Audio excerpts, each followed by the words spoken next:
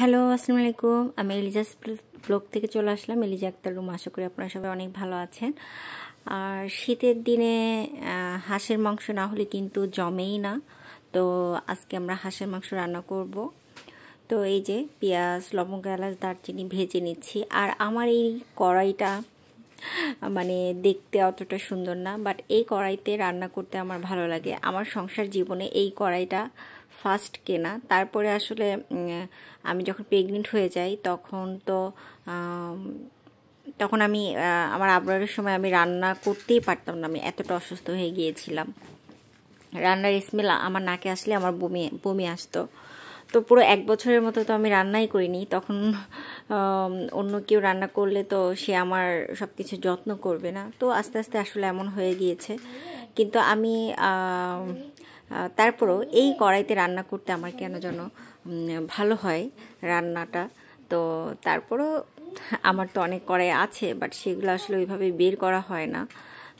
যেহেতু আসলে মানে আমার সব কিছু না একটা মনের মতো হতে হয়। রান্নাঘরটাও যদি মনের মতো হতো তাহলে আসলে মনের মতো করেই রান্না করা যেত। তো আমি ইচ্ছা আছে যে আমার একটা স্বপ্নের রান্নাঘর, যে রান্নাঘরটা একদম আমার স্বপ্নের হবে। যাই হোক, তো আল্লাহর ইচ্ছা থাকলে হতেও পারে।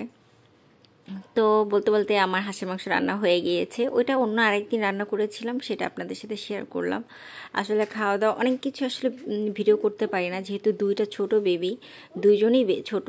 আমার আবরারকেও খাইয়ে দিতে হয়, ওকে আমার সব কিছুই করে দিতে হয়, ও নিজে কিছু করতে পারে না। আর আসলে আমার মনে হয় যে মানে আমারও মা, তো আমার মনে হয় যে আমি ওকে খাইয়ে দিই, হয়তো বা শেখাতে পারতাম। আমার কষ্ট হলেও আমি নিজেই ওকে খাওয়াতে পছন্দ করি। যাই হোক, তো এই যে আবরারের বাবা অনেক কিছু বাজার করে নিয়ে এসেছে, সেটাই আপনাদের সাথে শেয়ার করলাম। এটা অন্য কোনো দিন রাত্রেবেলা আর কি, রাতের ভিডিও। তো আবরার বাবু কি খাবে না খাবে এটা শুনে নেয় ওর বাবা যখনই আসে তখন। আর আবরার যখন যেটা বলে সেটা ওর বাবা চেষ্টা করে আসলে এনে দেওয়ার, যেন আমার ছেলেটা, যেহেতু ঢাকাতে আসলে ওইভাবে তো খেলার সুযোগ নেই, যতটুকু পারি ওর সাথে ওকে সময় দেই। আমি আমার 2 বাচ্চাকে নিয়েই তো আমার সারাদিন, তো আমি সময় দেওয়ার চেষ্টা করি যথেষ্ট। রান্নাবান্না কাজ ছাড়াও বাচ্চাকে সময় দেওয়ার চেষ্টা করি। তো যাই হোক, এই যে বাবু আমাকে বলছে যে মা আমি দেখাচ্ছি। আর এই লাড্ডুটা আমি আনতে বলেছিলাম। ঢাকার কোনো মিষ্টি আমার ভালো লাগে না, লাড্ডু একটু খাওয়া যায়।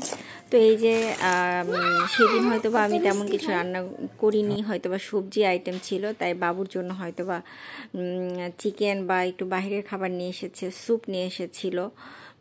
এই যে আবরার আবার যে ছোট ছোট মিষ্টিগুলো অনেক পছন্দ করে। তো এই যে আপনাদের সাথে শেয়ার করলাম। তো আমার ভিডিওটা কিন্তু একদম শেষ প্রান্তে চলে আসলো। যদি ভালো লেগে থাকে আমার পাশে থাকবেন। ছোট ছোট বেবিদের নিয়ে আসলে আমার কেমন সময় কাটে সেটাই আপনাদের সাথে শেয়ার করি। আসলে এখন আমার বাচ্চাদের বেশি সময় দিতে হবে। আমি যদি বেশি রান্নাঘরে বসে থাকি তাহলে তো আমার বাচ্চাকে সময় দিতে পারবো না।